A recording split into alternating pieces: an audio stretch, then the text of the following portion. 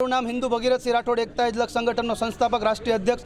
આજે મોરબીમાં 18 વર્ણ ભેગા મળી સાથે મળી સમસ્ત હિન્દુ સંગઠનો સાથે મળ્યા છીએ। અહીંયા મોરબીના લગભગ મોરબી બહારના જેટલા અલગ અલગ રાજ્યોથી જે હિન્દુઓ વ્યવસાય અર્થે આવ્યા છે દરેક હિન્દુઓ અહીંયા ઉપસ્થિત છે। આજે બધા સાથે મળીને જે પશ્ચિમ બંગાળની અંદર જે ઘટનાઓ બની રહી છે, જે મુર્શિદાબાદની અંદર તમે જોયો છો કે હિન્દુઓ પર અત્યાચાર થઈ રહ્યા છે, જે વકફ કાનૂન છે, જે બિલ પાસ થયું છે, જે રાષ્ટ્રવાદી સરકારો દ્વારા એના વિરોધના નામે હિન્દુઓ ઉપર અત્યાચાર કરવામાં આવે છે। અને અત્યાચાર પણ એ હદે કે ખરેખર એવું લાગે કે ભારત દેશ શું ગુલામ છે।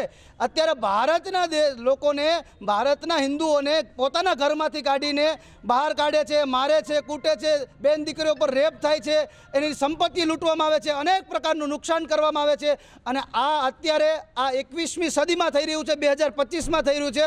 અમે મમતા બેનર્જી જે આ અત્યારે સુરપંખા બનીને કામ કરી રહી છે એના વિરોધમાં સમસ્ત હિન્દુ સમાજ એક થયો છે। અને અમે એમને કહેવા માંગીએ છીએ કે હિન્દુ સમાજ સહિષ્ણુ સમાજ છે, પરંતુ હિન્દુ સમાજને એટલો હલકો પણ ના સમજવો, કેમ કે અમે મહારાણા પ્રતાપ અને છત્રપતિ શિવાજી મહારાજની સંતાનો છીએ। અમે સંવિધાનને માનીએ છીએ, પરંતુ જો હિન્દુઓને હવે સંવિધાનની વાતોથી ફરક નહીં પડે, કારણ કે આવી રીતે જો સંવિધાન વિરોધી ગતિવિધિ કરવામાં આવશે, અમે સરકારો ઉપર નિર્ભર છીએ, અમે સરકારો ઉપર વિશ્વાસ રાખીએ છીએ, પરંતુ યોગ્ય નિર્ણય નહીં આવે તો અમે કહેવા માંગીએ છીએ કે અમે મહાપુરુષોની સંતાન છીએ, અમને પણ કાયદો હાથમાં લેતા આવડે છે, અમે પણ ગીતાના ઉપદેશ્ય પ્રમાણે ચાલી શકીએ છીએ। પરંતુ ફરીથી એકવાર કે અમે સમસ્ત હિન્દુ સમાજ અહીંયા શાંતિપૂર્ણ રીતે, સંવિધાનિક રીતે બસ એ જ માંગ કરીએ છીએ કે જલ્દીથી જલ્દી બંગાળમાં રાષ્ટ્રપતિ શાસન લાગુ કરવામાં આવે અને જે ઘટના બની છે એ ઘટનાની ઊંડાણપૂર્વક તપાસ કરવામાં આવે, જે પણ દોષી છે એ દરેકને ફાંસીના માચડે લટકાડવામાં આવે। આ સમગ્ર હિન્દુ સમાજની માંગ છે। જય શ્રી રામ।